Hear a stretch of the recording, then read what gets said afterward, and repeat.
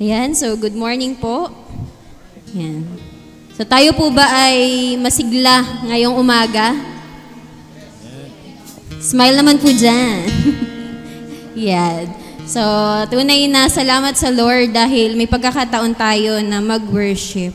So yung ibang mga churches sa iba't ibang bansa, nahirapan sila mag-gather. Pero tayo sa biyaya ng Lord ay nakakapagsama-sama upang makakinig ng kanyang salita. And as we continue to raise yung ating papuri at pagsamba sa Lord, sabi nga po sa 1 Thessalonians 2 verse 13, and we also thank God constantly for this, that when you received the word of God, which you heard from us, you accepted it not as the word of men, but as what it really is, the word of God which is at work in you believers. So, paano po ba natin tinatanggap? How do we receive and perceive God's word in our life? So, do we really believe na yung salita ng Diyos, ito ay totoo, it is pure, it is true? Yan. So, nawa, ang bawat isa sa atin, as genuine believers, may we truly bear to hear God's word. At alam natin na sa araw-araw ng ating buhay, kung pinaniniwalaan natin itong salita ng Diyos, na ito ay totoo, ito ay tapat, by that, we can know na tayo ay, sabi nga, we are not of this world, but we are of Father, or we are of God the Father. So, sige po, let's worship our God and let's declare that His word is true. Tayo pong pumalakpak at umindak para sa Lord. Let's clap our hands.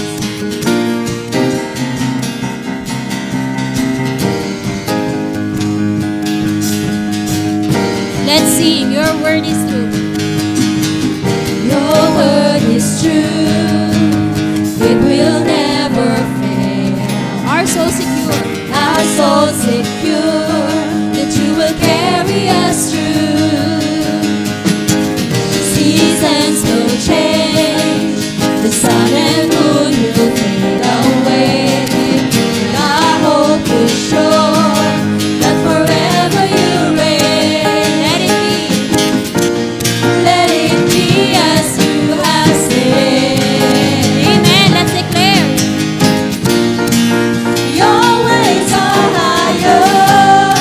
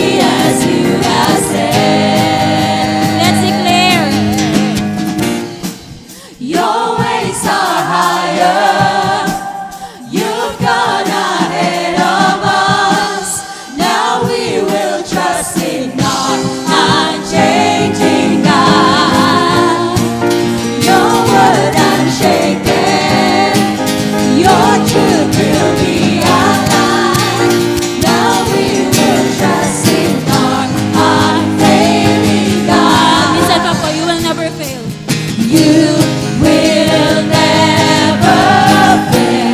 We trust in you. Will never fail. We run to you. Will never fail. We live for you. Will never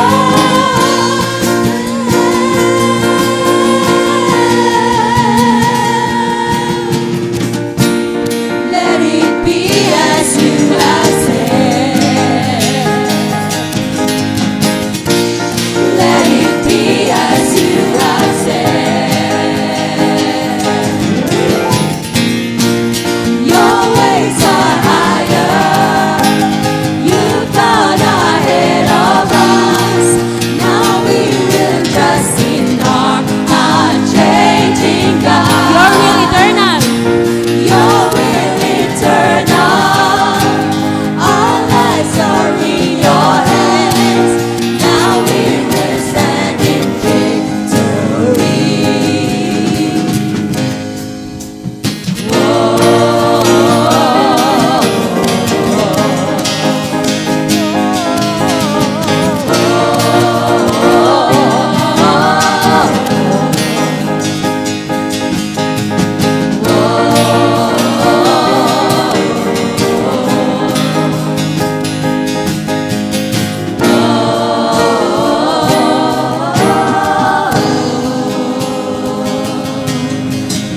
Amen. Indeed, your ways are higher.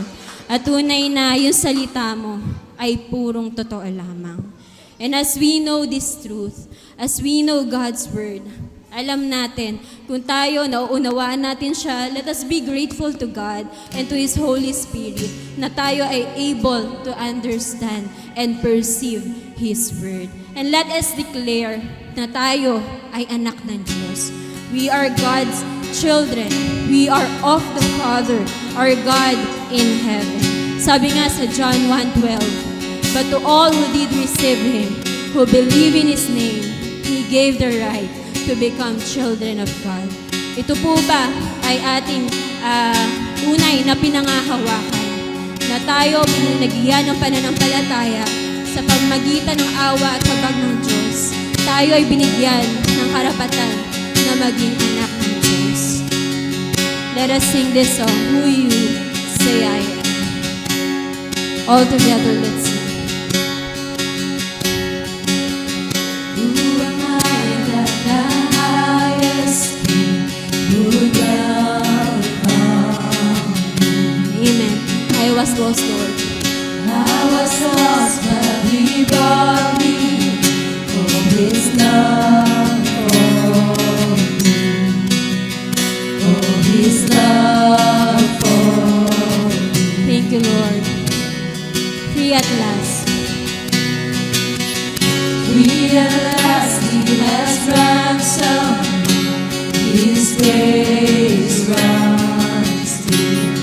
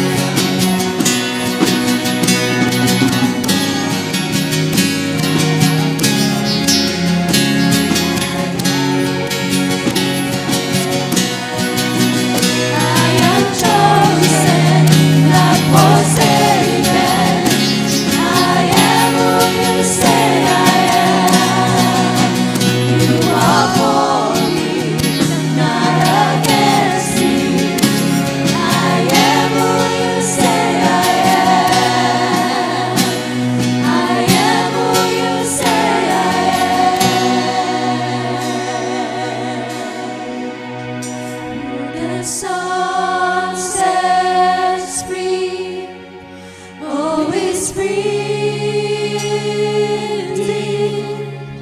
I'm a child of God, yes I am. In my Father's house, there's a place for me. I'm a child of God, yes I am.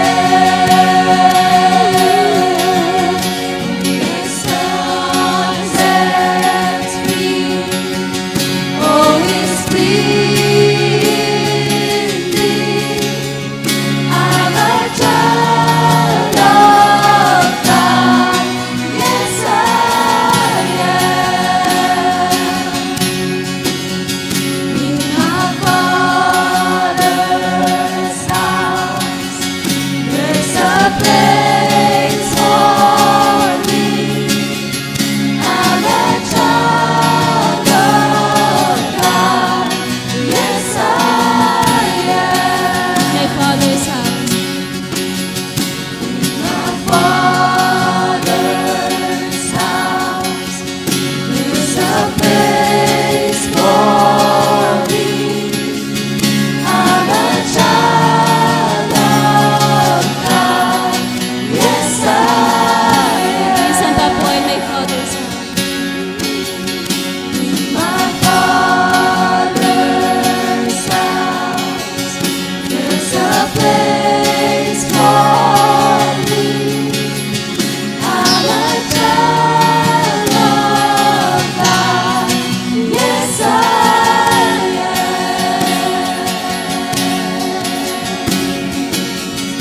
Yes, Lord. Thank you, Lord, for this privilege to become your child. Salamat, Panginoon, sa iyong biyaya at sa iyong awa. Salamat, Lord, sa buhay mo na naialay para kami ay malinis sa aming mga kasalanan. Thank you, Lord, for this gift of salvation that we can profess and we can declare that we are children of God and you is our Father. You are our Father. Salamat, Panginoon. Salamat sa iyong mga biyaya. Salamat, Panginoon, sa pagkakataon na ito. Salamat sa iyong katotohanan. Salamat sa mga salita mo na aming naunawaan at natanggap. And by your work, by the work of your Holy Spirit, nawa, patuloy kaming mamuhay bilang anak mo, na may pagtalima sa iyong mga salita, na may pagsunod, Lord, sa kalooban mo. Panginoon, maraming salamat po. And as we continue to live our lives dito sa mundong ito, tunay na kami ay manahan sa iyong mga salita. Tunay na kami ay sumunod sa iyong mga salita. We cannot do this on our own, O Lord. Kami mahina, kami makasalanan, but by your grace, by your mercy, Lord, kami ay naligtas. Salamat, Lord, and as we continue to worship and praise you, and as we continue to hear your word, ikaw po ang mangusap sa buhay na bawat isa. Thank you, Lord. This is our prayer in Jesus' name. Amen.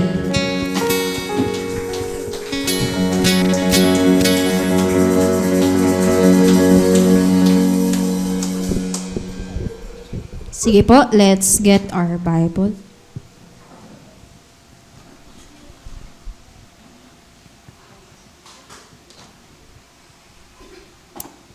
Tayo po ay nagpapatuloy sa pag-aaral ng Book of John. Tayo po ay nasa chapter 8 na.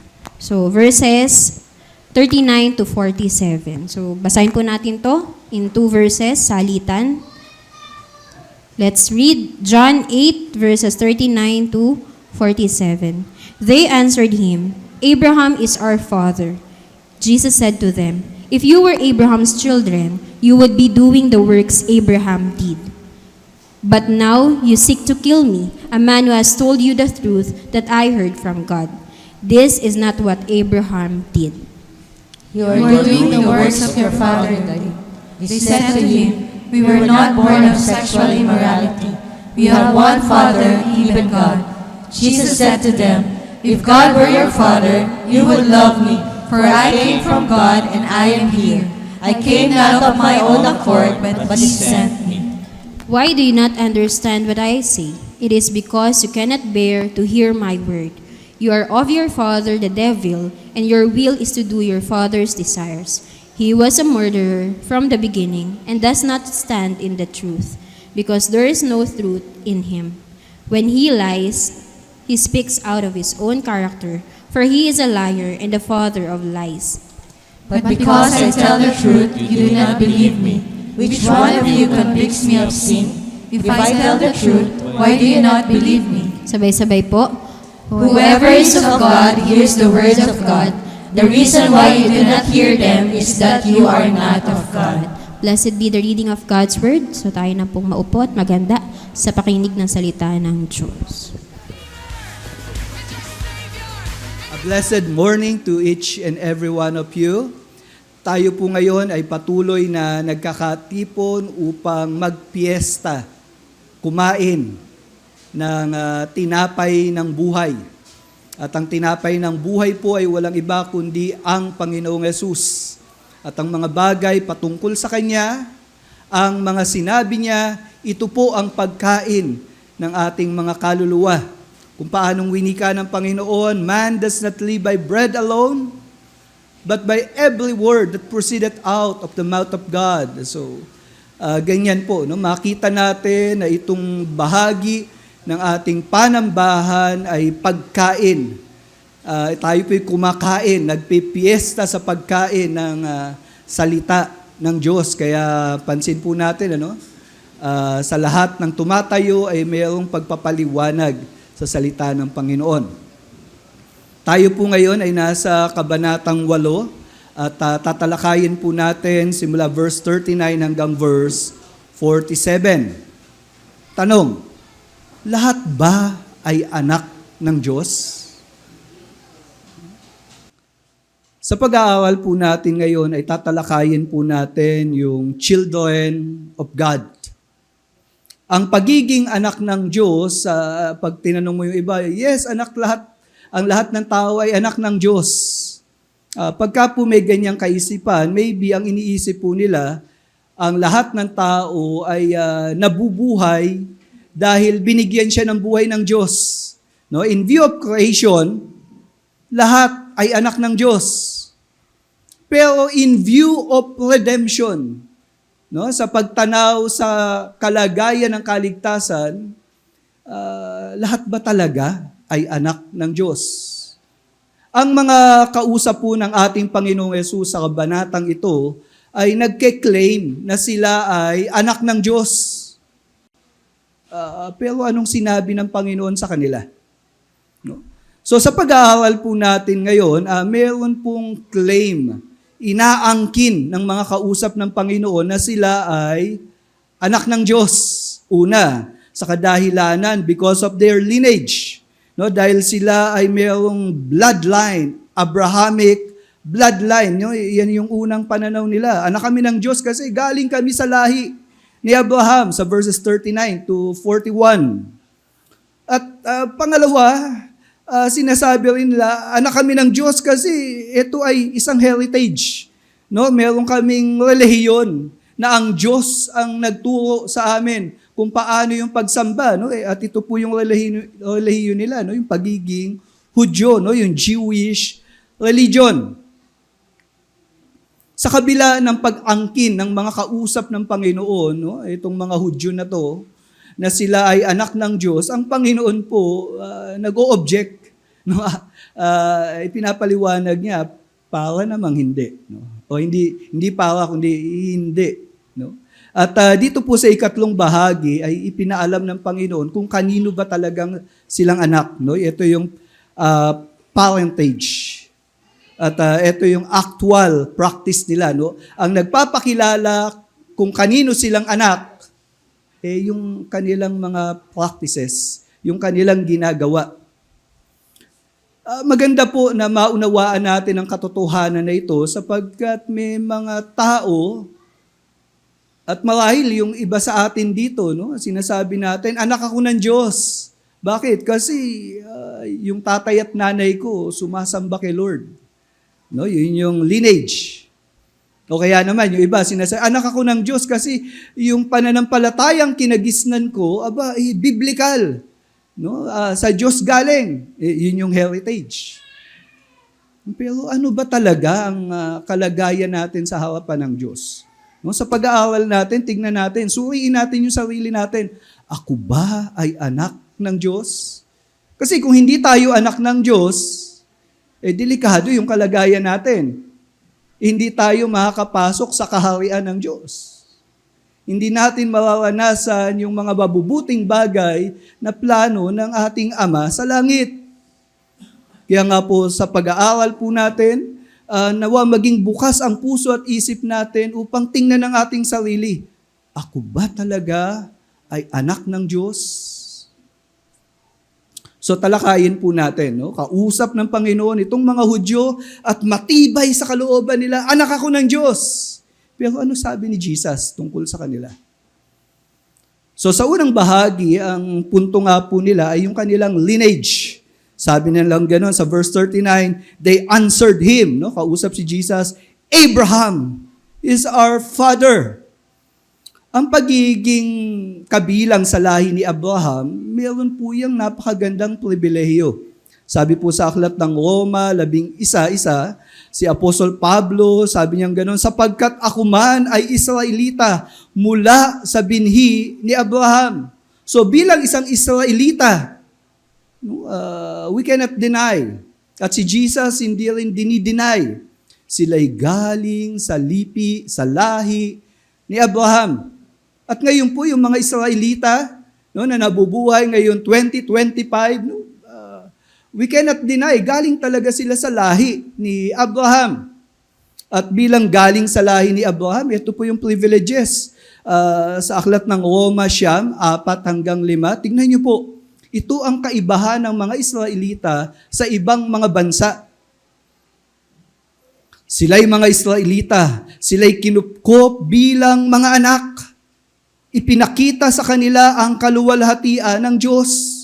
Alam niyo po ba na nung unang panahon, nung hindi pa na ipapalaganap ang mabuting balita, ang mga tao po ay sumasamba sa iba't ibang uri ng Diyos. No, lumilikha sila ng Diyos ayon sa kanilang imahinasyon. Kaya sangkatayal ba na po ang mga relihiyon na ginawa ng tao?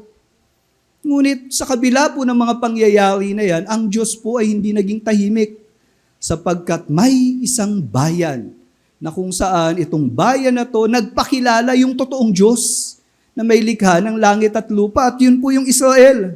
No, pinakita ng Diyos yung kanyang kaluwalhatian, yung kadakilaan niya, yung kaibahan niya sa mga Diyos-Diyosan na ginawa ng tao. No, mayroong isang Diyos lamang. At ito po ay ang Diyos na nagpakilala sa mga Israelita. At ang mga Israelita ay inampon, kinupkup bilang mga anak. What a privilege meron itong mga Israelita. Ito pa po. Ibinigay sa kanila ang pakikipagtipan at ang kautusan, ang tungkol sa pagsamba at ang mga pangako. So ang Israelita po, iba ang paraan nila ng pagsamba. No, at dahil sila'y tinangi ng Diyos at tinuruan sila ng Panginoon ang mga pamamaraan ng pagsamba na kalugod-lugod sa Kanya. At alam niyo po, ang Israelita, para hindi sila mahaluan ng ibang paniniwala, maraming mga pinagbabawal sa kanila sa pagkain, sa pananamit, no, ibang-iba ang paraan nila ng pagsamba sa totoong Diyos. Kaya po sa lumang tipan, no, kung mababasa natin, talagang may iba silang mga gawain, mga practices, tradisyon na hindi ginagawa ng ibang mga bayan. Bakit? Kasi sila ang sumasamba sa totoong Diyos na makapangyarihan. Ibinigay sa kanila yung pakikipagtipan, no, nakipagkasundo ang Diyos sa kanila. No, itong pakikipagtipan na to, parang pakikipagtipan ng mag-asawa. No, tipanan, no, covenant. At sa kanila rin ibinigay yung kautusan ng Diyos. And then, yung paano ba yung tamang pagsamba, nakalugod-lugod sa Diyos, ipinakita rin sa kanila. At maraming mga pangako ang Diyos sa kanila. At sabi pa sa verse 5, sa kanila ang mga patriarka at sa kanilang lahi nagmula ang Kristo ayon sa laman. Aba, can you imagine yung mga sinugo ng Diyos na pinili niya, na kinausap niya ng personal, sa lahi nila nang galing. No, etong mga propeta na talagang may direktang pakikipag-ugnayan ng Diyos, na nagpapahayag ng salita ng Diyos, sa kanila galing. At hindi lang mga propeta, hindi lang mga hari, hindi lang mga pari na malapit sa Diyos, kundi ang Kristo mismo, ang Mesiyas, sa kanilang lahi nang galing. Kaya nga po, itong pag-aangkin ng mga Hudyo na sila ay galing sa lahi ni Abraham, abay, yan ay isang unique na kalagayan. At ito yung pinagmamalaki ng mga kausap ng ating Panginoong Yesus. No, galing kami sa lahi ni Abraham. Pero paano sila sinagot ng Panginoon? No? Mayroong objection. Sabing ganun sa verse 39, sumagot ang Panginoong Yesus, if you were Abraham's children, you would be doing the works Abraham did. So dito, kausap ni Jesus itong mga Hudyo na to, sabing gano'n, pinag-iisip sila, kung totoong galing kayo sa lahi ni Abraham, ano ba yung mga pinagagagawa nyo? Dapat ginagawa nyo yung ginawa ni Abraham. Sa aklat ng Hebreo 11, 8-9, no? Ito po yung ganito ang mga ginawa ni Abraham, no? Ayon sa nakasulat. Dahil sa pananampalataya, sinunod ni Abraham ang utos ng Diyos na pumunta sa lugar na ipinangako sa kanya. Umalis siya sa bayan niya kahit hindi niya alam kung saan siya pupunta. Pansinin niyo, si Abraham po, dahil malinaw yung utos ng Diyos sa kanya, sa pasimula ng paglalakbay niya, hindi niya talaga alam kung saan siya pinapupunta ng Diyos. Ang sinabi lang ng Diyos sa kanya, umalis ka dyan. No, kasi yung bayan na kinalakihan ni Abraham, sumasamba sa mga Diyos-Diyosan. No, at nais ng Panginoon na magpakilala sa kanya at sa lahi na susunod sa kanya. So, ang pwedeng gawin ni Abraham, umalis dun sa lugar na yon. Pero sa pag-alis ni Abraham, hindi niya alam kung saan pupunta. No, minsan po, ganyan ang pananampalataya natin No, para hindi ka maimpluwensyahan ng mga maling katuruan, maling paniniwala, at mas makilala mo ng lubos ang Diyos, may mga bagay kang dapat iwan. At si Abraham po, ganun ang kalagayan. At pag iniwan niya yung bayan niya, hindi niya alam kung saan siya pupunta. Pero ganun pa man, sumunod siya. Yun po yung pananampalataya. At sabi pa sa verse 9, dahil din sa pananampalataya, nanirahan si Abraham sa lupaing ipinangako sa kanya ng Diyos. Kahit na sa tolda lang siya tumira na parang isang dayuhan. So yung promised land, yung literal na promised land, napuntahan ni Abraham. Pero pansin nyo, saan siya tumira? Tolda. Ano ba ang tolda? Sino po dito nagpatayo ng bahay gawa sa tolda? Pag tolda ang itinayo mong bahay, ibig sabihin, hindi ka permanente doon. Di ba? Si Abraham po, nakarating siya dun sa lupang ipinangako, pero sa tolda lang tumira. Anong ibig sabihin nito? Si Abraham po, may inaasahan siya na totoong bayan ng Diyos, na kung saan dun siya pupunta. Kumbaga, yung lupa na tinirahan niya, sabi niya, hindi naman ako talagang dito mananatiling permanente, kaya sa tolda siya tumira. Para pong tayo ngayon, naniniwala ka ba na ang buhay dito sa lupa ay pansamantala lang? Lahat ng mga bagay na narito pwedeng mawala o ikaw ang mawala. Kaya nga minsan kung nag-i-invest ka sa buhay mo para sa buhay dito sa lupa, hindi tayo katulad ni Abraham. Si Abraham po, bagamat mayaman siya, marami siyang resources, and yet, ang focus ng pananaw niya, yung bagay na eternal. Kaya po sa tolda siya tumira at this point of time. Hindi ko po sinasabi na huwag tayo magpatayo ng bahay. Ano po? Hindi ko sinasabi na huwag tayo magtrabaho ng maayos. Kailangan nating gawin yan. Kailangan nating maghanap buhay, mag-exercise, healthy diet. No, kailangan yan. Pero tandaan natin, pansamantala lang lahat yan. Sa buhay na to, yes, kailangan mo maging mahusay na empleyado, mahusay na estudyante, maayos sa pakikisalamuha sa kapwa. Kailangan nating gawin yan. Pero tandaan mo, hindi permanente yan. Malinaw po ba yun? So, ganun si Abraham. At sa aklat ng Roma, 11 hanggang 12. Roma 4, 11 hanggang 12, ito pa po yung sinabi. Tinanggap niya ang tanda ng pagtutuli, ang tatak, na dahil sa kanyang pananampalataya ay itinuturing siyang matuwid sa harapan ng Diyos. So alam niyo po ba yung circumcision? No, lahat ng mga naging anak ni Abraham, tinuli. No, yung mga, of course, lalaki lang yan. No?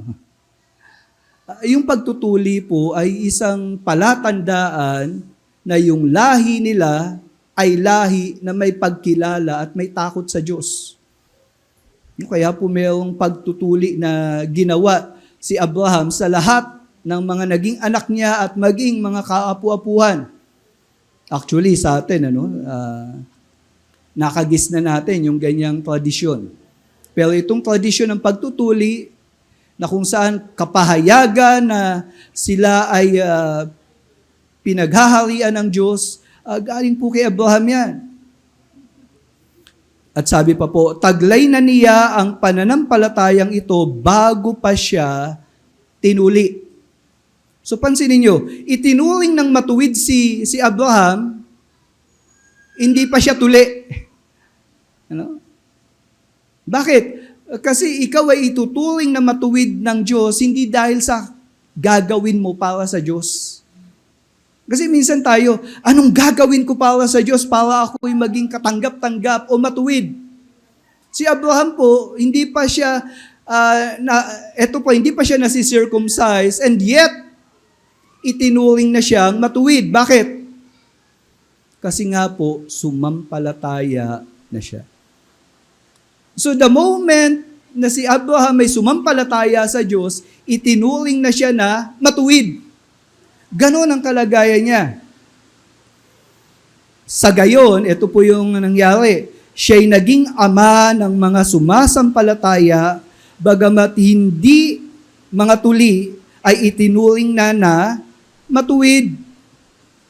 Siya rin ang ama ng mga tuli, dahil sila ay sumunod din sa mga hakbang ng pananampalataya. So makikita po natin dito, maski hindi Hudyo. Sa Hudyo po kasi, ang tawag sa kanila mga circumcised. No? Sa hindi Hudyo, ang tawag uncircumcised, no? Hindi tuli. Pero maski hindi tuli, sabing ganon, si Abraham ang pwede nilang maging ama. At maging yung mga tuli, na ipapahayag nila na sila ay kabilang sa lahi ni Abraham kung sila ay sumusunod sa pananampalataya ng katulad kay Abraham. So, dito po sa talatang ito, nung kausap ng Panginoon, etong mga Hudyo na sinasabi nila, kami ay galing sa lahi ni Abraham. Ang tanong ni Jesus, anong ginagawa mo? Yan ang magpapatunay kung talagang kabilang kayo sa lahi ni Abraham. Yung pananampalataya, si Abraham, punong-puno ng pananampalataya. Nakikinig siya sa utos ng Diyos. Sabi ni Jesus sa mga kausap niya, "But now, you seek to kill me, a man who has told you the truth that I heard from God?" So itong mga kausap na Hudyo na nagke-claim na galing sila sa lahi ni Abraham, gustong patayin si Jesus. Kaya sabi ni Jesus, ako na nagsasabi ng katotohanan, pawang katotohanan, sinugo ng Diyos. No? Yan po yung argumento ng ating Panginoon no? Sa mga unang talata. Gusto niyo ipapatay?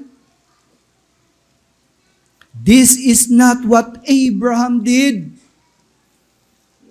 You are doing the works your father did. So dito ipinapamukha ng Panginoong Yesus, iba yung tatay nyo. Hindi kayo galing sa lahi ni Abraham. Sa aklat ng Roma 2:28 hanggang 29, makikita po natin. Ang pagkahudyo ng isang tao ay hindi dahil sa Hudyo ang kanyang mga magulang at tuli siya sa laman.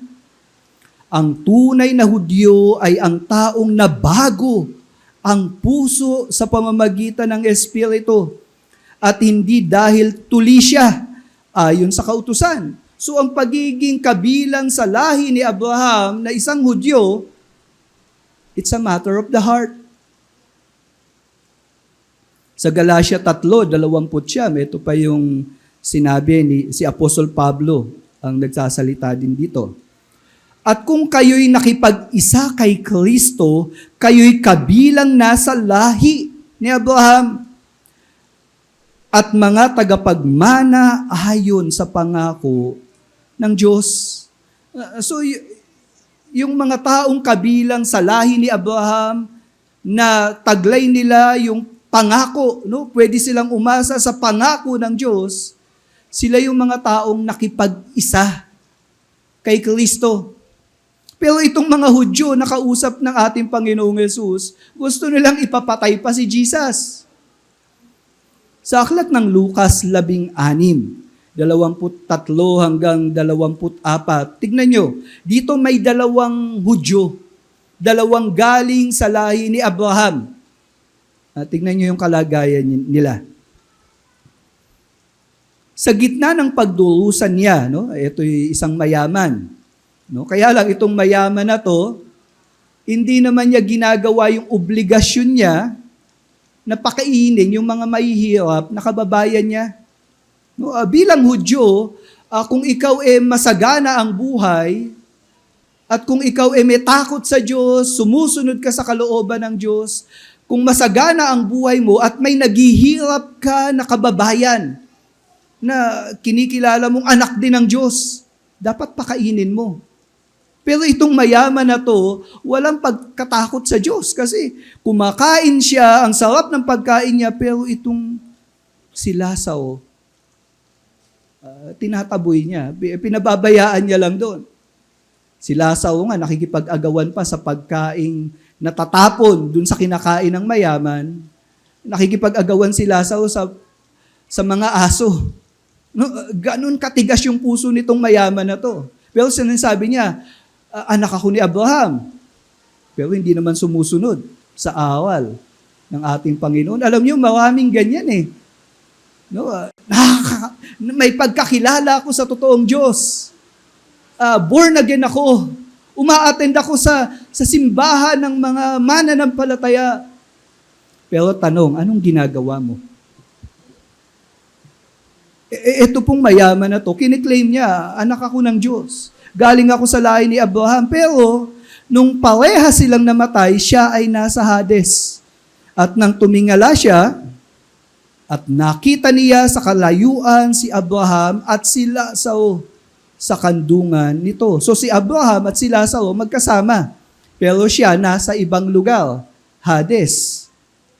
Kaya't pasigaw niyang sinabi, Amang Abraham. Take note tinawag niyang Amang Abraham. So ibig sabihin talagang by blood, galing siya kay Abraham.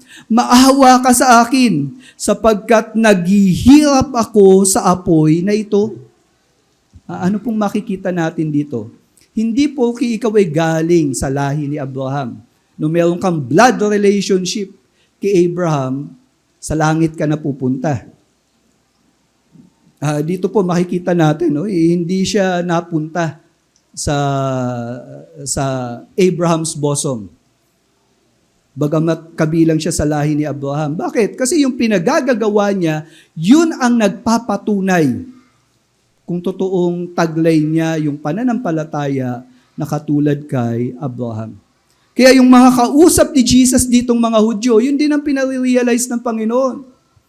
Kiniklaim nyo na kayo galing sa lahi ni Abraham. Teka lang, anong pinagagagawa nyo? Ba't gusto nyo ako ipapatay? Yun ang sinasabi ni Jesus. So may objection ng Panginoon. Nung marinig nila yon, nung mga Hudyo, ang sumunod na para patunayan at naniniwala kasi sila, anak sila ng Diyos eh. No? Kaya ang sumunod sa by heritage. No? Yung kanilang pananampalataya. They said to him, "We were not born of sexual immorality." Wag po nating tingnan na literal to, no, na yung mga magulang nila ay hindi nag-commit ng sexual immorality. Nung pong binanggit nila yung we were not born of sexual immorality, tinutukoy po nito na yung kanilang practice at yung practice ng mga magulang nila sumasamba sa isang Diyos lang. No, kiniklaim nila yon. Kasi sa aklat ng Hosea, 1-2. No, dito po, kinakausap ng Panginoon ang mga Israelita sa pamamagitan ng propeta Hosea. Nang unang mangusap si Yahweh sa Israel sa pamamagitan ni Hosea, sinabi niya, "Mag-asawa ka ng isang babaeng nakikipagtalik sa iba't ibang mga lalaki." No, yun ang inutos kay Hosea. "Sapagkat katulad din ng babaeng iyan, ang mga tao sa lupaing ito ay nagtaksil sa akin." No, yun ang sabi ni Yahweh. So, itong mga Israelita sa panahon ni Hosea, bagamat kilala nila yung totoong Diyos, may ibang Diyos pa silang sinasamba. Alam niyo, minsan may mga nagke-claim na born again. Hindi naman nila tinatalikuran yung totoong Diyos, pero may sinasamba silang ibang Diyos. May iba pa silang pinagkakatiwalaan para makapasok sa langit. No, yan po yung nagsasabi, kailangan na, para makalapit kay Jesus, kailangan may tagapamagitan. May ganyang kaisipan eh. Hindi ba tayo pwedeng direktang lumapit kay Jesus? Minsan pa, ang picture, pagka ganon, lumapit ka muna sa nanay. No, kasi yung nanay mas mabait. Teka lang, bakit ganon ang tingin, ganon ang pinamumukha nila sa ating Panginoon? Hindi mo pwedeng lapitan at kailangan pa ng, ang tawag doon, padrino. Pwede ba yun? O kaya hindi man padrino, kundi kailangan pa ng ibang mga kung sino-sinong mababait na tao na, "Uy, ipanalangin mo naman ako, ipanalangin mo ako para..." Hindi ba pwedeng dumirekta sa Diyos? O kaya naman, kilala mo yung totoong Diyos, pero ngayon, sumasamba ka kay Buddha. Ano? O kaya, umaattend ka, o sumasama ka sa mga gawain na itinatag ng isang Islam. No? Yung ganon, yung meron kang ibang nilalapitan at pinagkakatiwalaan patungkol sa kalagayan mo upang makapasok sa Diyos. Maliban kay Jesus, meron pang iba. Ito pong mga Hudyo sa panahon ni Hosea, ganun. Hindi naman nila tinalikuran si Yahweh, pero may ibang Diyos silang sinasamba. At yun po ay pangangalunya na tinatawag. At itong mga Hudyo na kausap ni Jesus, sabi niya, "Hindi, naging matapat kami sa iisang Diyos." No, kaya yun ang ibig sabihin, we were not born of sexual immorality. We have one Father, even God. Yan ang claim nila. Malinaw sa isip nila, hindi sila naging katulad ng mga ninuno nila na sumasamba sa ibang Diyos. Pero ano sabi ni Jesus sa kanila? So again, merong objection ng Panginoon. Jesus said to them, "If God were your Father, you would love me." Grabe, no? So totoo ba na ikaw ay anak ng Diyos? Sabi ni Jesus, "You would love me." Bakit? "For I came from God and I am here.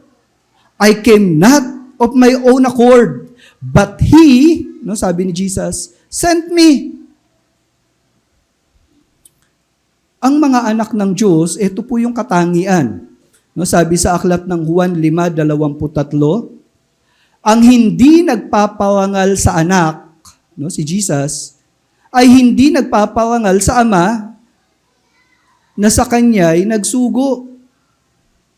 Sa Juan 15:23, ang napupuot sa akin, no, sabi ni Jesus, ay napupuot din sa aking Ama. Unang Juan 5:1, ang sino mang umiibig sa Ama ay umiibig din sa kanyang anak. Pansin niyo po yung relasyon ng ama at anak.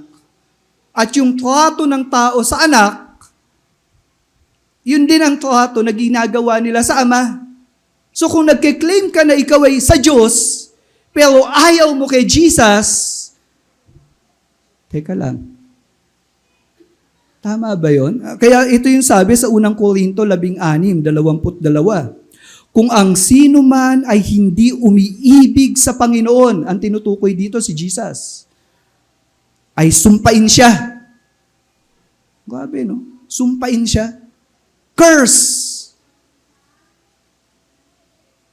Marami pong tao na, ito, no, lalo na yung mga relihiyon na ginawa ng tao, lumapit tayo sa Diyos, pero ayaw kay Jesus. Pansin niyo po, maraming ganyan. Kaya ang tao nag-imbento ng iba't ibang uri ng Diyos na nilagyan nila ng iba't ibang mga ritual at ito yung mga naging relihiyon nila. At sinasabi nila, ito naman ay paglapit sa Diyos. Lahat naman ng relihiyon papunta sa Diyos. Tandaan niyo po, anumang relihiyon o pagkilala sa Diyos na wala si Jesus, hindi totoong pananampalataya yan. Hindi aabot sa langit yan. Kaya nga po dito, yung mga Hudyong kausap ni Jesus, yes, kilala nila yung totoong Diyos. Nagbabasa sila ng Bible, yung lumang tipan, pero nire-reject nila si Jesus. Kaya sabi ni Jesus, sinasabi nyo na kayo'y anak ng Diyos pero hindi nyo ako mahal. Kaya naman kung totoo yung pananampalataya natin, at kung totoong sa Diyos tayo, ang tanong, gaano mo kamahal si Jesus? Gaano mo kakilala si Jesus?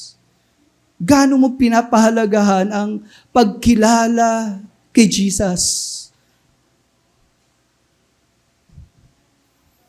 Kapag mahal mo yung isang tao, usapang tao na lang, pag mahal mo yung isang tao, kikilalanin mo siya. Interesado ka sa kanya. Tama? Hindi nga pwedeng sabihin na mahal ko siya, ngayon mo lang nakita. Hindi po pwedeng ganon. Baka emosyon lang yan. Yung iba, kulang lang sa ligo. Kasi ang pagmamahal ay bunga ng pagkakilala doon sa persona. Tama po? Mahal mo siya dahil kung sino siya. Kilala mo siya eh. Kaya nga po, kung mahal natin ang Diyos, kung totoong sumasamba tayo sa Diyos, we must also love Jesus. Bakit? Dahil si Jesus galing sa Kanya at sinugo ng Diyos si Jesus. So kung ayaw natin kay Jesus, katulad natin yung kalagayan ng mga Hudyo na to. At isa pa, Hindi lang sa hindi nila mahal si Jesus, sabi pa ni Jesus, "Why do you not understand what I say? It is because you cannot bear to hear my word." Isa pang problema ng mga taong ito, pag nagsalita si Jesus, nami-misunderstand nila. Pag nagsalita si Jesus, nami-misinterpret nila. So, isa lang ibig sabihin nun. Hindi talaga sila sa Diyos. Sa aklat ng unang Korinto 2:14, tignan niyo po yung sabi. Ngunit sa taong hindi pinananahanan ng Espiritu ng Diyos, ibig sabihin, hindi pa ito ipinanganak ng Espiritu, o hindi pa siya naboborn again. No? Kasi wala pa yung Holy Spirit Hindi pinananahanan. Hindi niya tinatanggap ang mga aral mula sa Espiritu. At tandaan po natin na yung pangaral ng ating Panginoong Yesus galing sa Diyos. At dahil yan ay galing sa Diyos, maging ang banal na Espiritu, hindi ko kontrahin yun. Kaya nga po, yung pangangaral ng salita ng Diyos, may interest ka ba? Naniniwala ka ba? Tinatanggap mo ba? Yung hindi pinananahanan ng Espiritu, hindi niya tinatanggap yung mga aral na to. Bakit? Binigyan ng dahilan sa talata. Dahil para sa kanya ito'y kamangmangan. Ano ibig sabihin ng kamangmangan? Hindi, walang kwenta. Walang kabuluhan. Hindi siya praktikal. Kamangmangan. Can you imagine? Salita ng Diyos, pero ang tingin niya kamangmangan? Ganon ang dating sa kanila. At hindi niya ito nauunawaan dahil ang mga bagay na ito'y mauunawaan lamang sa tulong ng Espiritu. So yung salita ng Diyos, may paraan para maunawaan. Ano yung paraan? Sa tulong din ng Holy Spirit.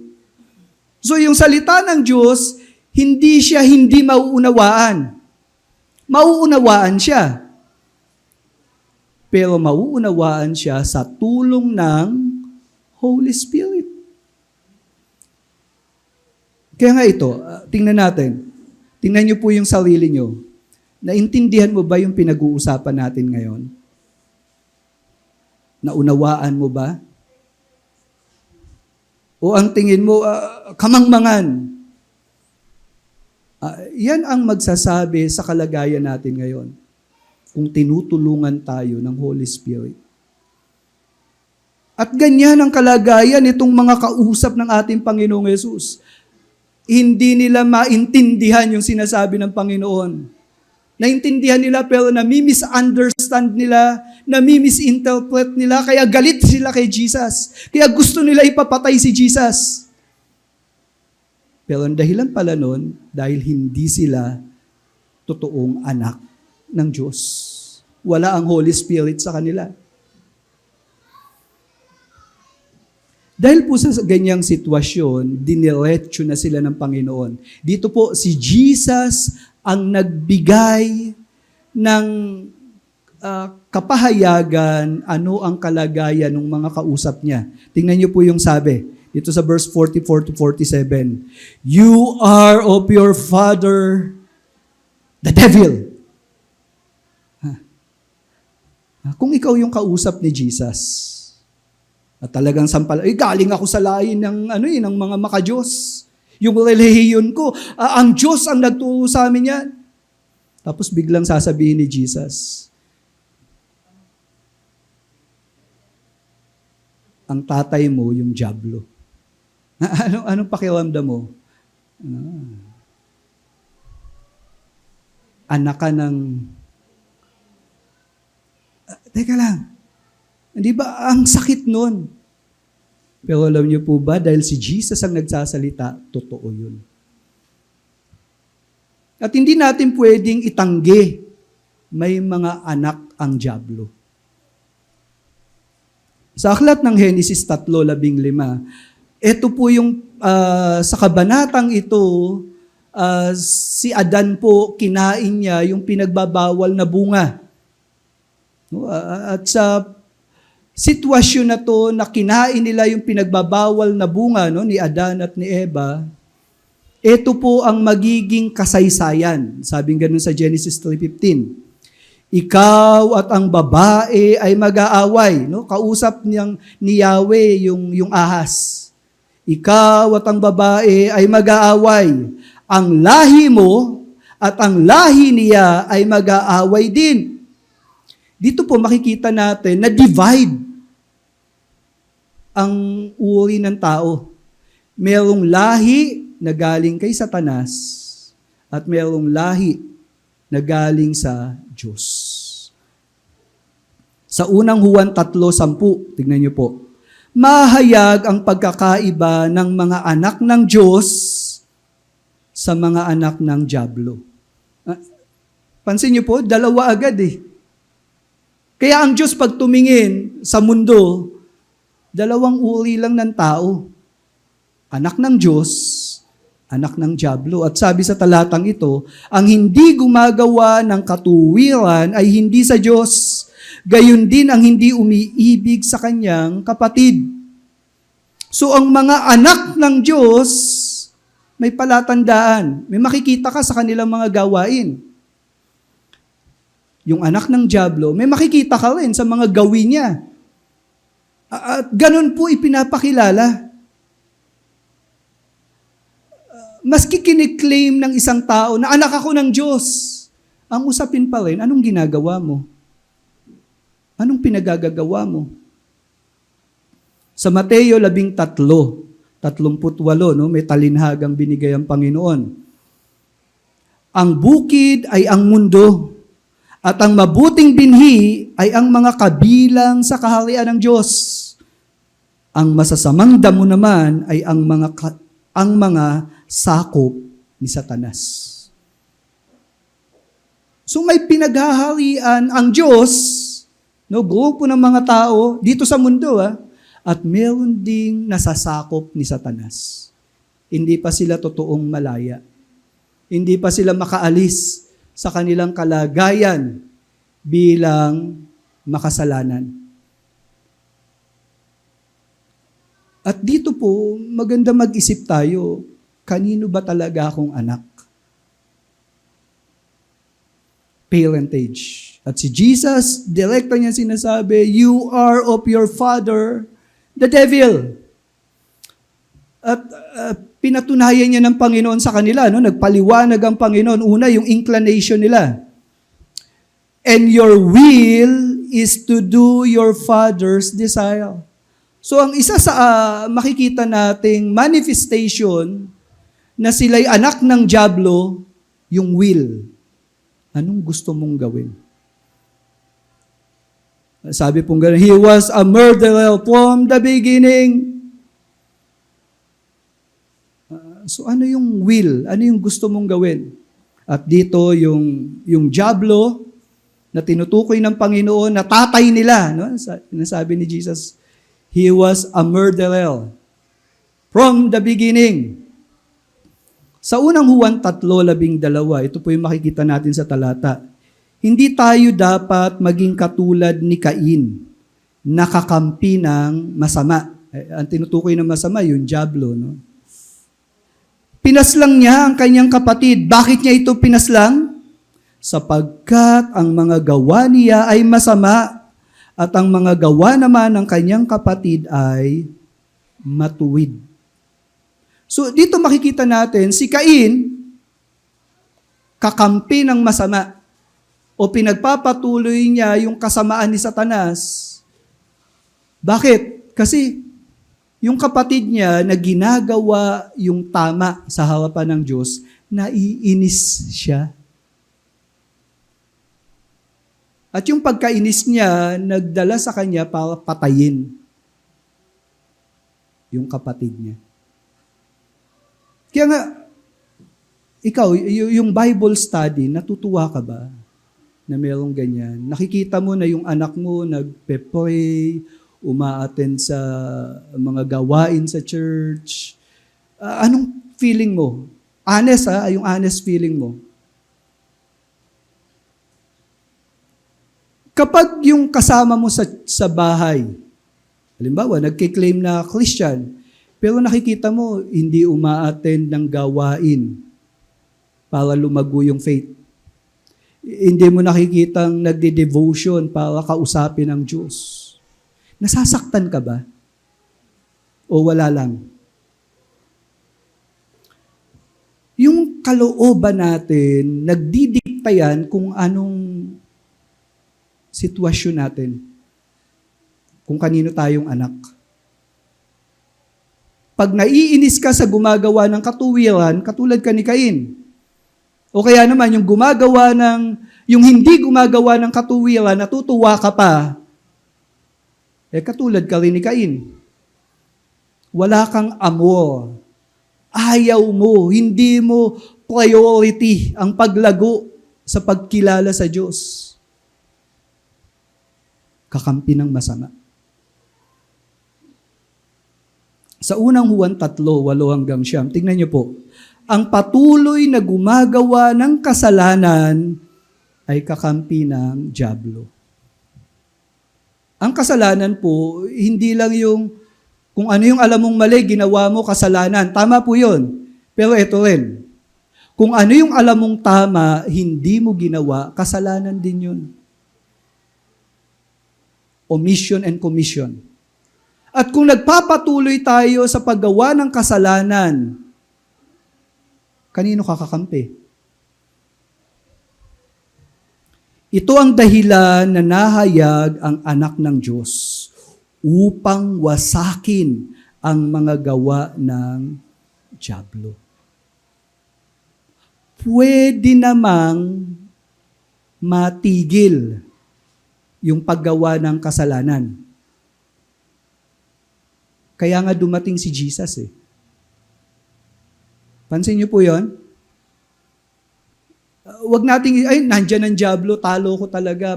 Hindi na ako magbabago, hindi ko kaya magbago, ganito na lang talaga ako. Pagka ganun ang kaisipan mo na mananatili ka, nakakampi ng dyablo, mali din yun. Bakit?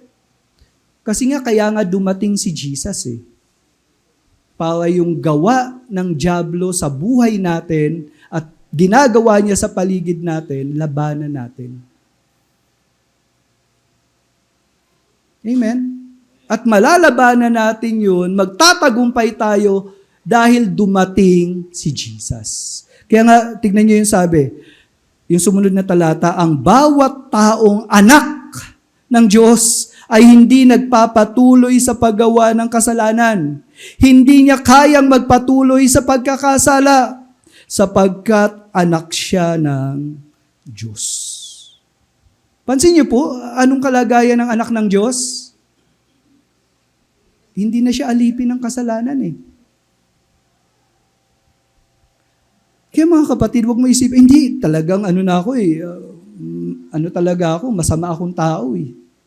Hindi na talaga ako magbabago. Hindi ho, totoo yan eh.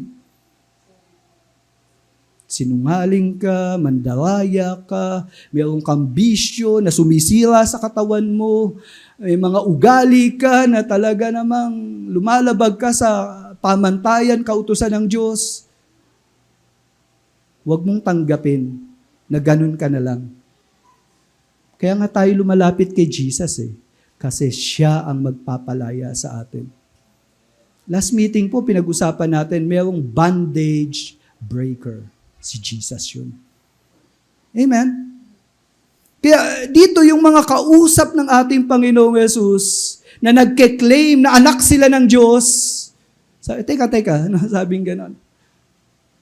Anak kayo ng Diyos, pero ano ba yung gustong-gusto nyong gawin? Murderer. Isa pa.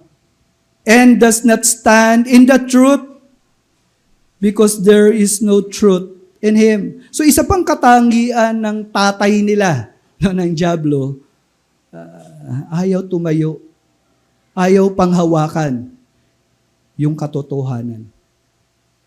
Bakit? Kasi sa nature niya ni Satanas, wala namang katotohanang nananalaytay sa kanya. When he lies, sabi ganon, he speaks out of his own character, for he is a liar and the father of lies. Si Satanas po, pag nagsalita, lahat ng sasabihin niya, kasinungalingan. Marami pong katotohanan sa mundo natin ngayon, sa panahon natin ngayon. Demonic. At minsan pinaniniwalaan natin. Lahat ng tao pupunta sa langit. Hindi magpaparusa ang Diyos dahil mahal niya tayo. Nakakatakot po yung maraming mga katotohanan na lumalaganap ngayon na hindi nanggagaling sa malinaw na pagkaunawa sa Biblia. Hindi totoo ang impyerno. Mahal tayo ng Diyos, kaya hindi niya tayo ipapahamak. Kaya nga pumunta si Jesus dito Kasi may impyerno. Kaya nga ang hamon niya sa atin, lumapit tayo sa Kanya, manampalataya tayo. May tagapagligtas po tayo. Kung lahat tayo papasok sa langit, ba't pupunta pa si Jesus? Ba't pa siya mamamatay para sa kasalanan? Isipin po natin yun. Kaya nga po, ang dami pong katotohanan sa paligid natin, kasinungalingan. At kapag kasinungalingan, tandaan natin, kay Satanas galing yan. Dahil siya, he is the father of lies. Hello? Hindi po okay may dalang Bible, totoo yung sinasabi.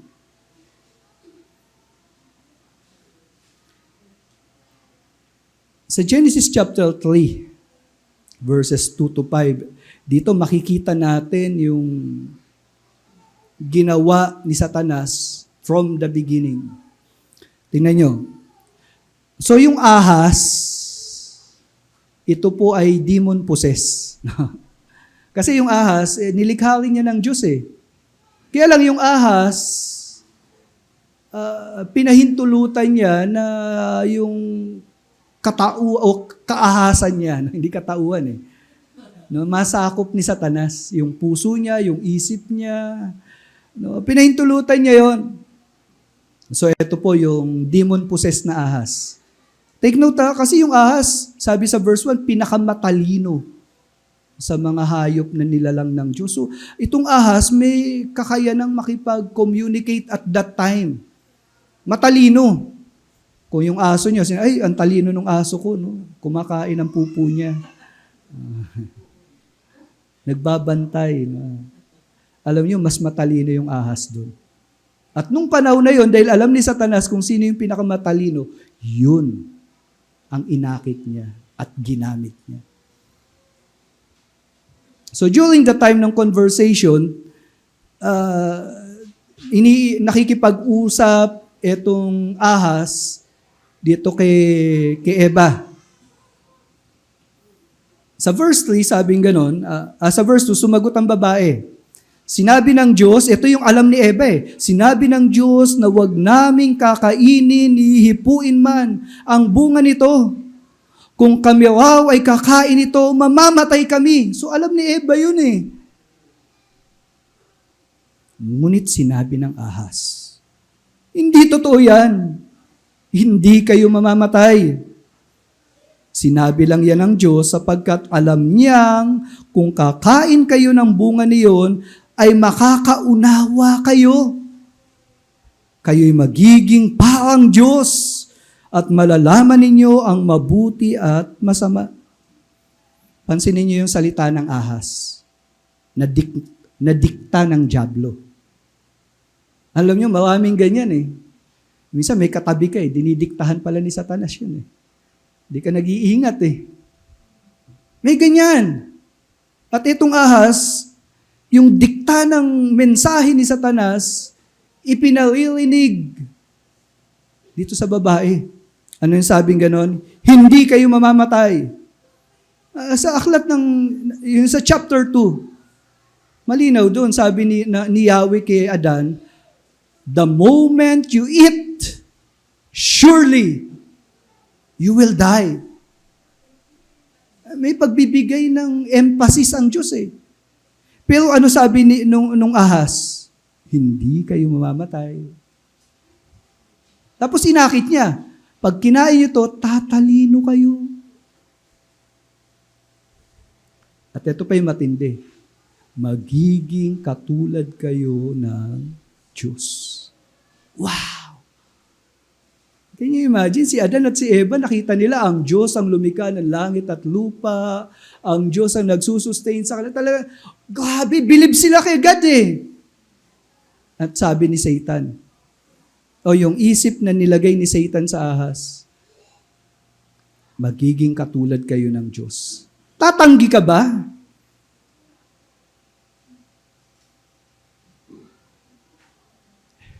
Mga kapatid, ang daming alok ngayon ni Satanas. No, huwag ka na sumamba, huwag ka na magbasa ng Bible, magtrabaho ka na lang, magpakayaman ka, mag-vlog ka na lang sa Facebook, kikita ka pa. Hello? Si Jesus, hindi mo kailangan si Jesus. Lahat naman ng reliyon pupunta sa langit. Huwag ka makinig doon. And then minsan, kailangan alagaan ko yung anak ko. May discipleship kayo, mag-aaral kayo ng salita. Hindi ka lang, marami kong trabaho. Ang dami kong gagawin sa bahay. Maglalaba ko, magluluto. Napabayaan mo yung kaluluwa mo. Bakit? Kasi sa isip mo, hindi naman importante yan ngayon. Kasinungalingan. Hello? Mga kapatid, sinasabi ko to kasi ang mundo po natin mapanganib talaga eh. At itong mga Hudyo na kausap ni Jesus, inaangkin naman talaga nila, anak kami ng Diyos. Pero ano sinasabi ni Jesus? Ang dyablo ang tatay niyo. Nakikita yan sa pinagagagawa niyo. At ang dyablo, ito yung mga pinagagagawa. At ito rin ang gusto nyo, naniniwala kayo sa kasinungalingan. Mas gusto mong maniwala sa kasinungalingan kaysa sa katotohanan.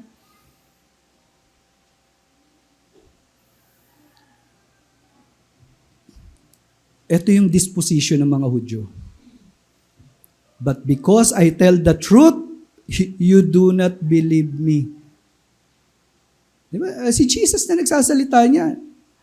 Sa 2 Timoteo 4:3-4, ito po ang magiging kalagayan ng maraming mga tao. Sapagkat darating ang panahon na ayaw nang makinig ng mga tao sa tamang aral. Sa halip, hahanap sila ng mga gurong magtuturo lamang ng gusto nilang marinig para masunod nila ang kanilang layaw. Mga tao po kasi gusto kong mag-inom, gusto kong manigarilyo, ayaw ko mag-tights, ayaw ko sumamba. So, hahanap sila ng teacher na binabaluktot yung word of God at yun ang gusto nilang pakinggan. Yung love, love, love, love. Walang hatol, walang judgment, walang justice ang Diyos. Para bang ang Diyos ay hindi banal. At yung kabanalan ng Diyos pwede niyang ipagpaliban. Mga kapatid, God is holy. God is truth. God has justice. At ang Diyos natin hindi nagbabago noon, ngayon, at magpakailanman. At maraming nangangawal ng salita ng Diyos, pinipilit nilang pasunurin ang interpretasyon ng salita ng Diyos ayon sa kiliti ng kausap nila. Kaya naman yung mga tao, hinahanap sila palagi. Kaya maraming uma-attend dun eh. Kasi yung layaw nila na pagbibigyan. Ilan po sa mga taong yan umaattend regularly sa Bible study pero hanggang ngayon sugawol. Hanggang ngayon umiinom ng alak. Umaattend sa church service pero hanggang ngayon hindi nila binabago yung buhay nila. Mag-ingat tayo sa ganyang mga mangangawal. Dahil hindi sa Diyos yun. Kung totoong sa Diyos yung inaatinan nila, babaguhin sila ng Panginoon. Their life will never be the same again. Ang hirap pa sa mga taong ito na nasanay makinig sa mga pangangawal na kinikiliti at hindi sinasaway ang layaw nila, sabi sa verse 4, hindi na nila pakikinggan ang katotohanan at babaling sila sa mga awal na gawa-gawa lang ng tao.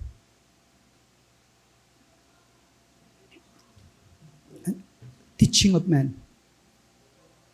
Huwag na yung Bible. Ang dami namang mga verses na pinag-aawalan natin. Dapat huwag na yan eh. Yung ano na lang, paano ko gaganda? Paano magiging mapayapa ang kalooban ko? Paano mapapangalagaan ang anak ko? Of course, walang masama sa mga ganong bagay, pero is that the teaching of God? Although maapektuhan naman talaga, no? Kaya po ako nag-e-exercise. Asawa ko, binibili ko ng pampaganda.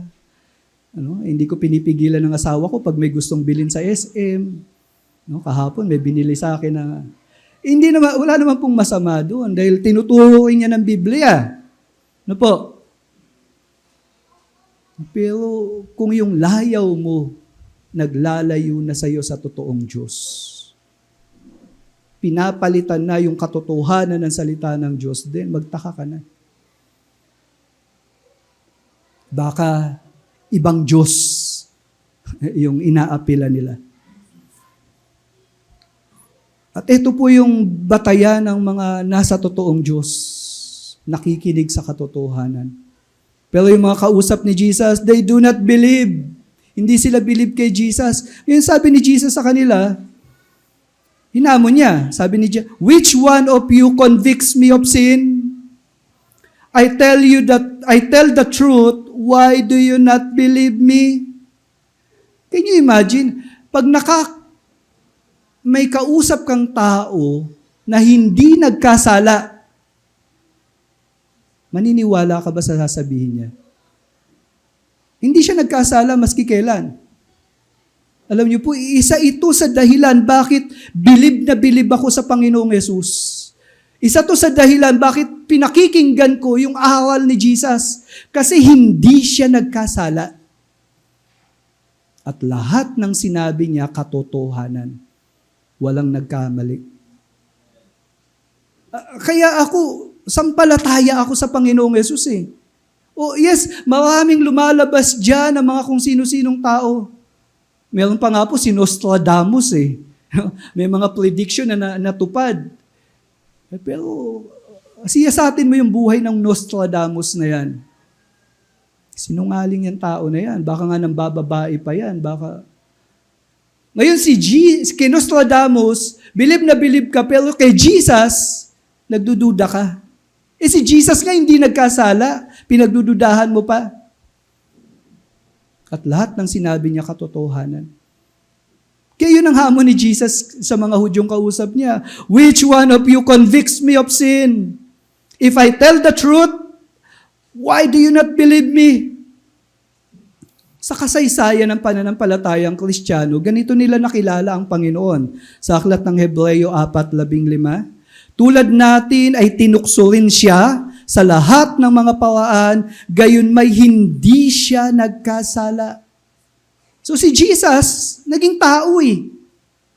At si Jesus na ilagay din sa mga tukso na katulad ng mga pinagdadaanan natin ngayon. Kaya nga, si Jesus, he is able to sympathize.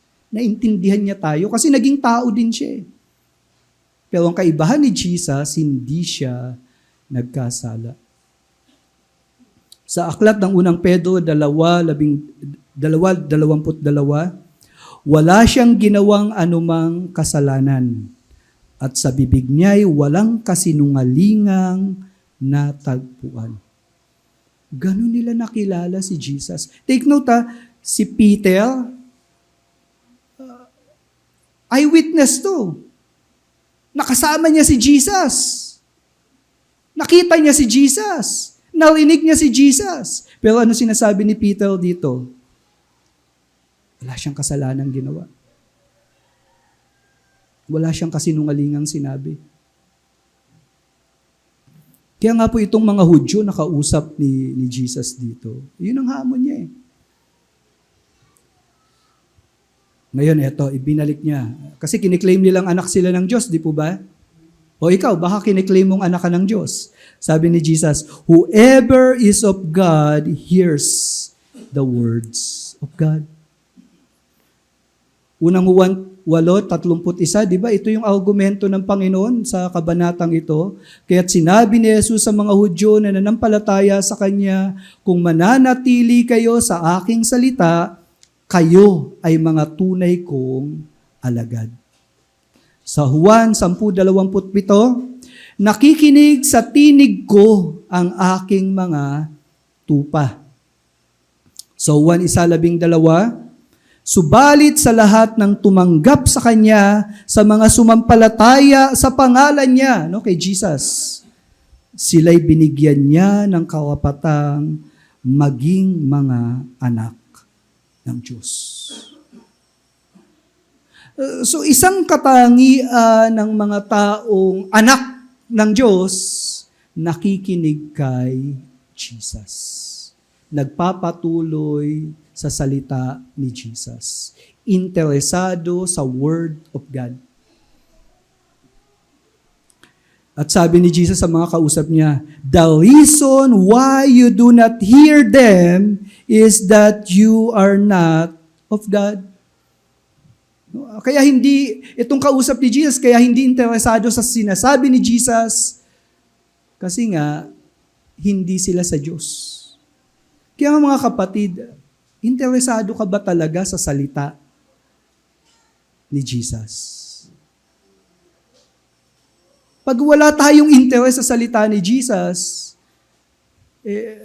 teka lang, kanino kang anak? Sa Juan 6:70, tignan niyo po, maraming disipulo ang Panginoon. Pero tignan niyo, sabi ni Jesus, sumagot si Jesus, hindi ba pinili ko kayong 12 at isa sa inyo ay dyablo? Grabe, no? Yung the 12, di po ba, mga special yan eh. Pero meron sa kanila, kakampi pa ng dyablo. Sa Mateo 16:23, tignan niyo po, dito si Apostle Peter. Si Peter to hinarap ni Jesus si Pedro at sinabi, lumayo ka sa akin, Satanas! Ano tawag niya kay Peter? Ano yung sinabi niya kay Peter? Lumayo ka sa akin, Satanas. Take note, disipulo to. Actually, naging apostol to eh. Bakit? Ano bang attitude ni Peter? Ano ba yung takbo ng isip niya? Ano ba yung ipinasok sa isip niya nung mga time na to? Kasi si Jesus, sabi niya, mamamatay ako. Alam mo, sabi ni Peter, teka lang Lord, hindi pwedeng mamatay ka. Pinipigilan yung kamatayan ni Jesus eh. Kaya sabi ni Jesus, lumayo ka sa akin, Satanas. Pinipigilan mo akong gawin ang kalooban ng Diyos dahil hindi ayon sa kalooban ng Diyos ang iniisip mo, kundi ayon sa kalooban ng tao. Ang tao po kasi, di po ba, by nature, alipin tayo ng kasalanan eh. Kaya nga kung makikinig tayo sa kalooban natin, sundin mo ang puso mo. Alam niyo, delikado yan. Baka mamaya nagpa-participate ka na sa pinagagawa ni Satanas. Tulad ni Pedro dito. Kaya nga po, hindi ka makakasigurado eh. Pag hindi maingat, maski disipulo ka, maski nasa church ka, pwedeng yung suggestion mo, yung iniisip mo, hindi kalooban ng Diyos. At sa ganoong kalagayan, pag si Jesus ang kaharap natin at sinasabi natin yung hindi kalooban ng Diyos, sasabihin ni Jesus sa atin, lumayas ka sa tabi ko, Satanas. No? Kaya pag may bumulong sa inyo, no? Ay, huwag ka na mag-quiet time. Huwag ka na umattend. Gala na lang tayo. No? Pagka gano'n sinabi, lumayo ka sa akin, Satanas. Pwede pala yun. Pagka nagpapaligaw ka sa unbeliever, hindi ka nagtatights. No? Okay. Pagka ganun po, lumayo ka sa akin, Satanas. Mga kakampi ni Satanas yan eh. So ito yung disposisyon ng mga kausap ni Jesus. Kaya naman, sabi ni Jesus, you are of your father, the devil. So sa summary, tandaan natin yung lineage, blood relation versus work. Ano bang gusto nilang gawin? Etong kausap ni Jesus, they seek to kill Jesus. Bagamat galing sila sa lahi na pinangakuan ng Diyos, nagpakilala ang totoong Diyos, pero hindi garantiyan, God's child not by blood relations. Maski yung tatay mo naglilingkod sa Diyos o nanay mo maka-Diyos. May sinilan po akong ganyan eh. Sabi ko, attend ka sa church. Hindi, alam mo yung tatay ko naman active sa church eh. Yung nanay ko nga naglilingkod sa Panginoon eh. Akala niya maliligtas siya kasi mga magulang niya naging kagamit-gamit sa Panginoon. Huwag kang pakasigurado. Not by blood relation. Ay, yung anak ko masisave yan kasi matapat naman ako kay Lord eh. Kaya yung anak ko, alam ko, darating yung time, ililigtas din yan ni Lord. Kung wala kang ginagawa na kaparaanan para lumapit siya sa Panginoon, nakakatakot yan. Dahil ang kaligtasan, it is not by blood relationship. Pangalawa, yung heritage, Jewish. No? Ang sabi nila, yung cultural heritage o religion. Pero yung heritage, tama yung relihiyon nila. Kasi sa Diyos galing yun yung pagiging Hudyo. Pero dumating yung time, they reject the truth.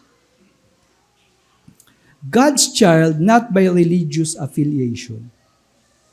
Uma-attend naman ako sa simbahan na ganito eh. No? Alam niyo po, maski uma-attend kayo dito, tama, pinangangaral natin, pinapakilala natin yung totoong Diyos, pero ayaw mo namang lumago sa katotohanan. May problema ka pa rin dyan. Parentage. Ito yung actual. Practical living versus yung ways. Ano yung ways nila? They want murder and lying. Kasi yung tatay nila, di ba? Murder from the beginning, sinungaling. At ginagaya nila yon.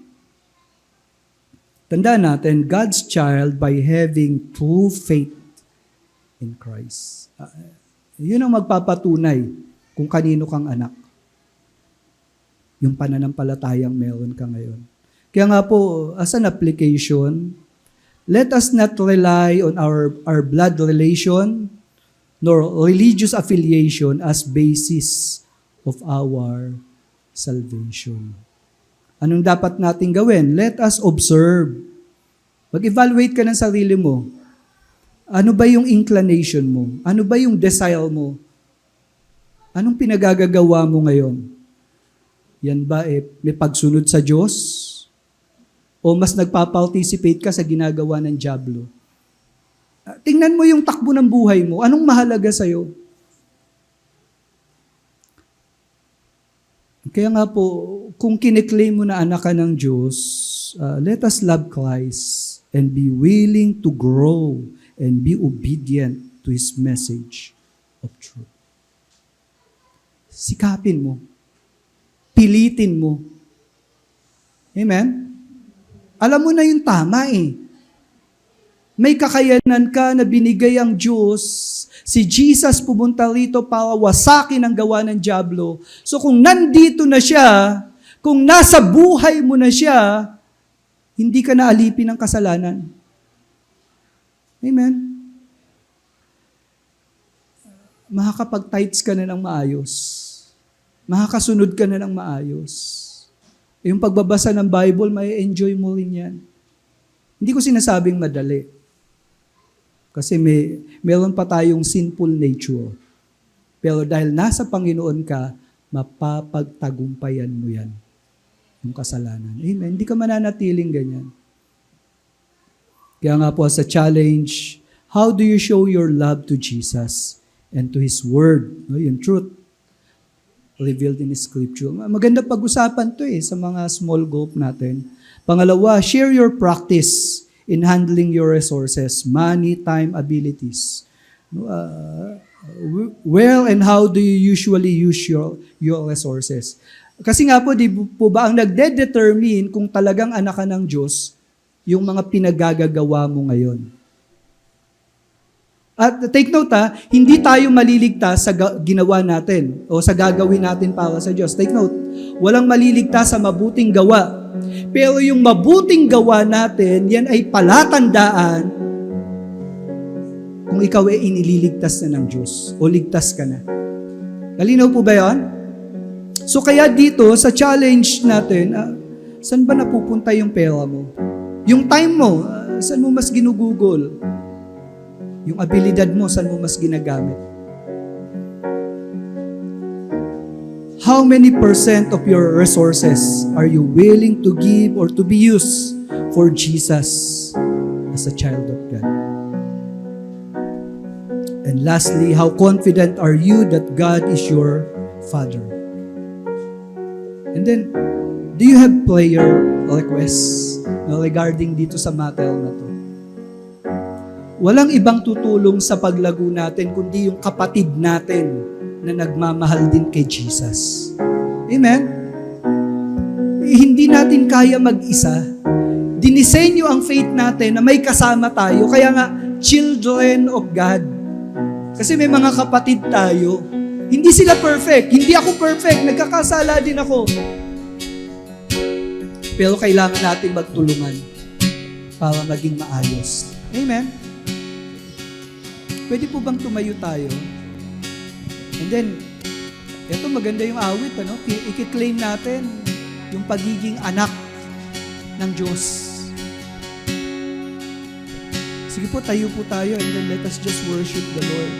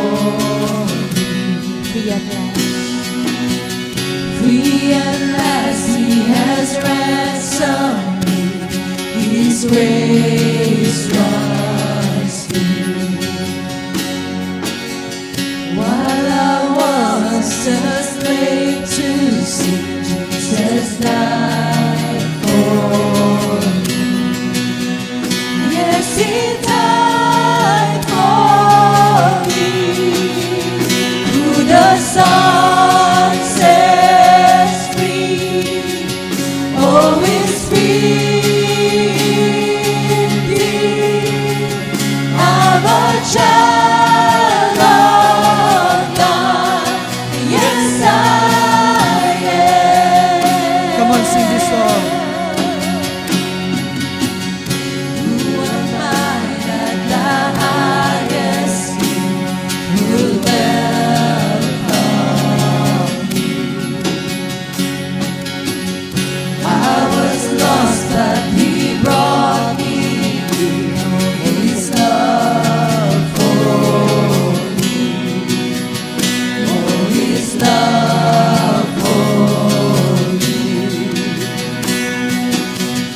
Free at last, He has ransomed me.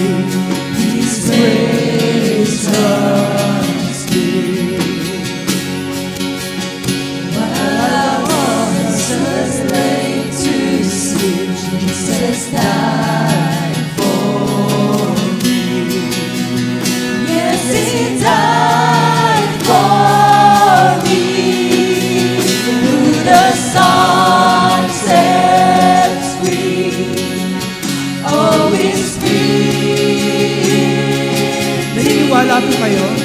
I'm a child of God. Yes, I am. In my Father's house, there's a place for me.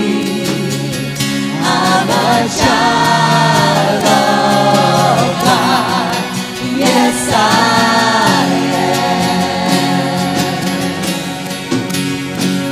am chosen, not forsaken.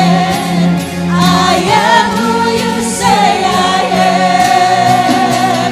You are for me, not against me. I am who you say I am. I am chosen, not forsaken. I am who you say I am. You are for me, not against me. I am who you say I am. I am who you say I am. The Son sets free, all is free indeed. I'm a child of God. Yes, I am. Come on, let us confess this song. In my Father's house, there's a place for me. I'm a child of God. Yes, I am. The Son sets free, oh, is free. Pinalaya na tayo ng Panginoon. I'm a child of God. Yes, I am. In my Father's house, there's a place for me. I'm a child of God. Yes, I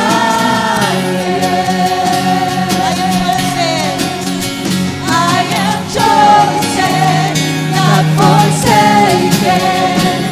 I am who you say I am.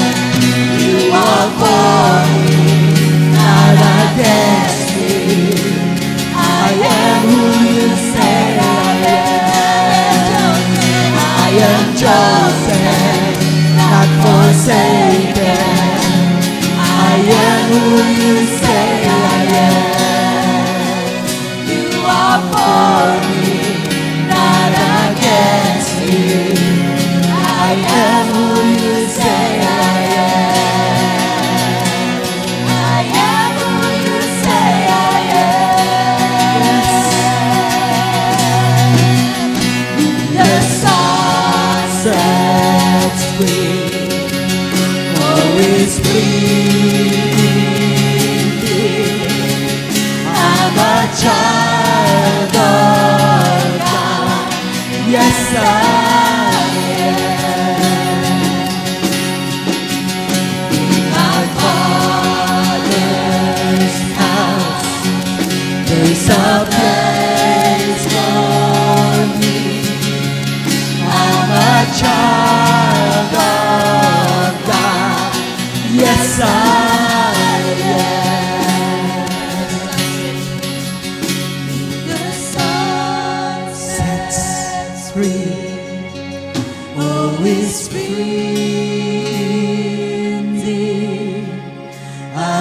child of God. Yes, I am. In my Father's house, there's a place For me, I'm a child of God. Yes, I am. in my Father's house, there's a place for me. I'm a child of God. Yes, I am. I'm a child of God. Yes, I am. I'm a child of God. Yes, I am.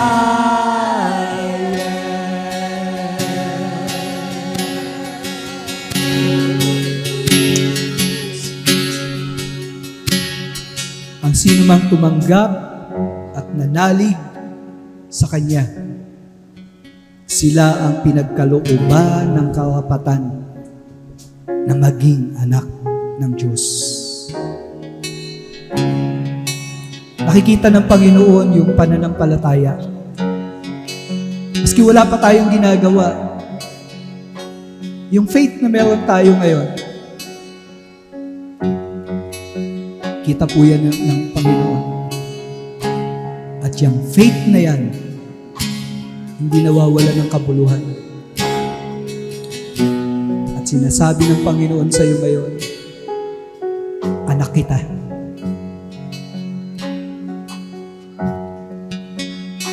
Namatay ako sa krus para tubusin ka, upang ang sino mang sumampalataya ay hindi mapahamak, kundi magkaroon ng buhay na walang hanggan. Maybe at this point of time, si Satanas binubulungan ka. No? Pinapaalala ni Satanas yung mga pinagagagawa mo. Pero tandaan mo, sabihin nyo, Satanas, hindi ako naligtas dahil sa ginawa ko. Naligtas ako dahil sa ginawa ng aking Panginoon. At sumasampalataya ako sa Kanya. Yes, come on. Do not believe on the lies of the enemy. Kaya nga kung ikaw ay pinalaya na ng Panginoon, huwag ka nang bumalik sa paggawa ng kasalanan. Pinalaya ka na eh. Magpatuloy ka sa pananampalataya. Magpatuloy ka sa mga katotohanan na pinahayag ng ating Panginoon. Sapagkat darating ang panahon, babalik siya. At sa pagbabalik ng Panginoon, tandaan nyo, meron tayong kwarto para sa bawat isa sa atin. Meron tayong silid na inihanda ang Panginoon dahil anak ka niya. Dahil anak tayo ng Diyos. Ngunit kung ikaw naman ay nagpa-practice ng mga bagay na tingin mo parang hindi kay Lord to, hindi ka tinataboy ng Panginoon. Bagkus ang sinasabi niya sa iyo ngayon, magsiparito kayo sa akin. Lumapit kayo. At bibigyan ko kayo ng kapahingahan. Lapit lang tayo. Bukas ang pintuan. Hindi aksidente itong mensahe na to. Sapagkat nananawagan hanggang sa panahon natin ngayon, hanggat hindi pa bumabalik si Lord, hanggat hindi pa niya binabawi yung buhay na pahiram niya sa iyo, may panahon pa para lumapit sa Kanya. At doon naman sa mga lumapit na sa Panginoon, sikapin natin na lumago tayo sa faith. And your life will never be the same again. Kaya naman bago tayo lumabas sa lugar na to, nais ko pong ipahayag yung blessing ng Lord. Sa ating Diyos na makapangyarihan sa lahat. Sa ating Diyos na nagsugo ng kanyang anak, na nagpahayag ng lahat ng katotohanan, ang kanyang anak na hindi nagkasala, bagkus siya ang naging manunubos sa ating mga kasalanan. Naparito ang anak ng Diyos upang wasakin ang gawa ng dyablo. Anumang kilos ng kasamaan sa buhay natin, may kalayaan tayo sa Panginoon. At itong kalayaan na to, nawa patuloy na taglayin ng bawat isa na sumampalataya sa Panginoon. May the Lord bless you and keep you. May the face of the Lord shine upon you. And may the gracious hand of our God be upon you. At sa malapit na pagkilos ng Diyos sa pamamagitan ng kanyang Espiritu, maranasan nyo ang pakikipag-fellowship sa Kanya. And this is in the name of the Father, of the Son, and of the Holy Spirit. Everyone who agrees says, Amen.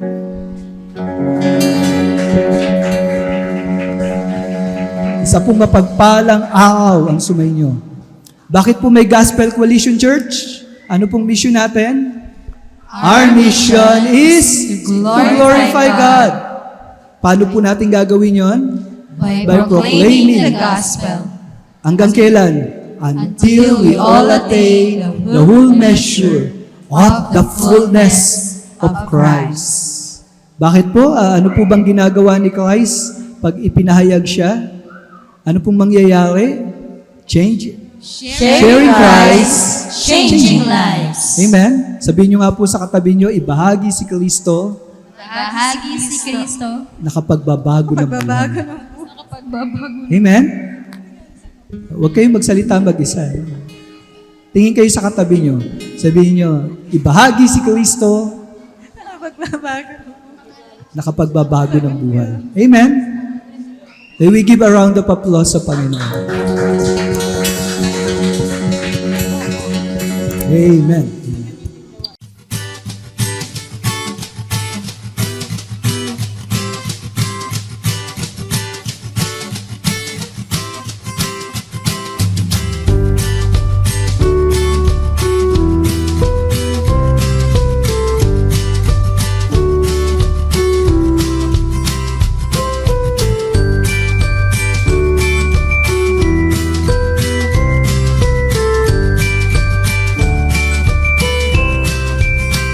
GCC, Gospel Coalition Church. Our mission is to glorify God by proclaiming the gospel until we all attain the whole measure of the fullness of Christ. Sharing Christ, changing lives.